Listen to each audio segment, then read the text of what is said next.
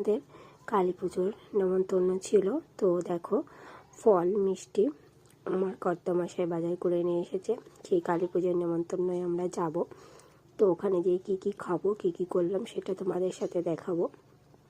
তো আমরা এই যে কালী পুজোর অনুষ্ঠানে চলে এসেছি। দেখো জোড়া কালী কি সুন্দর করে সাজিয়েছে, মা দুটোকে শাড়ি পরিয়েছে, এত সুন্দর লাগছে না, সে কি বলবো, বোঝাতে পারবো না। তোমরা যদি সামনে থেকে দেখতে পারতে তাহলে আরও সুন্দর লাগতো।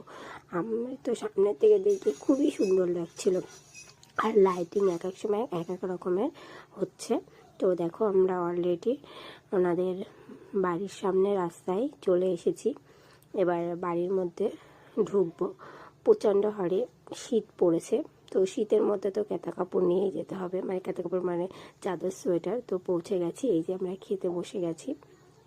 তো আমি আর আমার ছেলে। তো দেখো প্রথমেই আমাদের খিচুড়ি দিয়ে গেছে, তো তারপরে এই যে রাইস দিয়ে গেছে। তো আমার প্রতিদেব খেলো না, গলা ব্যথা হয়েছে, তার জন্য খাইনি, বাড়ি এসে রুটি করে দিতে হয়েছে, রুটি খেয়েছে। তো তারপরে এখানে দিয়েছে আলুর দম রাইসের সাথে।